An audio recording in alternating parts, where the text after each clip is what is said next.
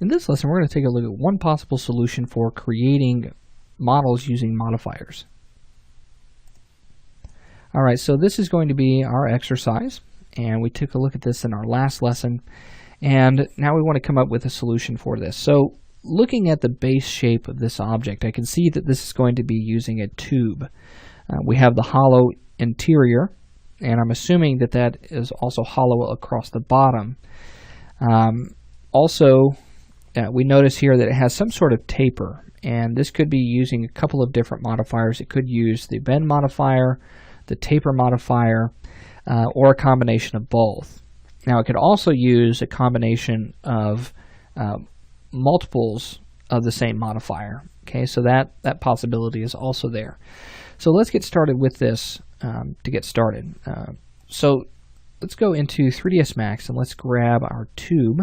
And I'm going to drag this out. I'm going to go to something around maybe 30 on the radius. I'm going to drag this up for our outer radius and then take our height up. So let's go to 30, radius 1, and let's do 20 on the second radius there. Let's maybe do 25. Okay. And then on our height, we'll set that to 100. I think 6 segments on our height and 16 sides is a pretty good value just to get us started here. And then I want to apply a turbo smooth to this. Let's go ahead and convert it to editable poly really quickly though. Let's apply turbo smooth just to make sure that we have plenty of segments for this to work. Turn on isoline display, and then I need to make sure that the top is nice and crisp. So with that, I'm going to use my Swift Loop tool and add one segment across the top and the bottom on the outside as well as the inside. Okay, so that has been added there. You might go across the bottom and the top just like so, just to make sure that that is a nice, hard, and creased edge. And there we go. So with this object, we could begin exploring a couple of different modifiers to get started here. And I'm going to first explore the bend modifier because I think this is going to get us really, really close. So I'm going to adjust my angle on this, and this is going to be using the x-axis, or I'm sorry, the z-axis.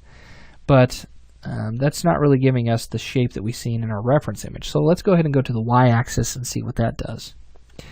Now while this is getting closer, it's still along the wrong axis. So let me go to x. And here we're getting much, much closer. However, it's flipped upside down. So maybe we can adjust our angle to a negative direction and get what we're looking for.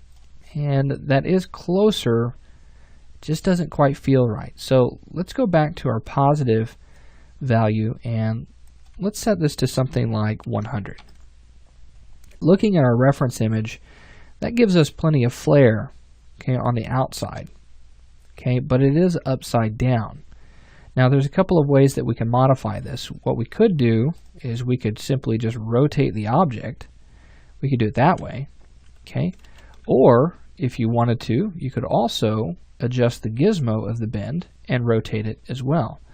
So if I rotate this 180 degrees, okay, to where that's straight up and down, you'll notice it's not quite right, but I need to move that back up in the Z.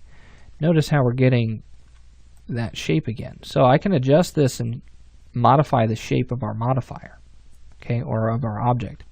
I'm also going to go ahead and rotate this 90 degrees this way. Okay, let's make sure that that is lined up there. And it looks good. Now, we're almost there. However, it also flares out this way. But looking at our bend modifier, it only allows us to bend in one axis. So what we could do is apply a different bend modifier. Okay, so let's use our x-axis and let's set our angle to 100. And already we're starting to get our shape there. But now I want to go ahead and rotate that gizmo.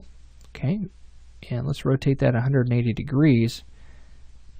And that really starts to flip this around. Let's move that up and see if we can't get the shape that we're looking for here. So right now that's close, but we don't want the same angle that we had before. So I'm going to drop that down, and let's go to something around 60. Okay, and there we have our shape that we see in our reference image. Okay, now while this one is a little bit simpler, it's just about thinking of different ways of using the modifiers and using them in different ways. So multiples of one modifier, using multiple modifiers altogether, making sure that they're ordered correctly, making sure that you have enough segments for that modifier to work properly. Again, this one was pretty easy as far as how many modifiers were used. It's just a matter of thinking outside the box and using those in a different way. So now that we have talked about a lot of the different things or aspects that are going to help you in your modeling process as far as using splines or modifiers or box modeling methods, all of those are great. Now what we want to do is we want to apply what we've learned into our final project, and we're going to give you an overview of that in our next lesson.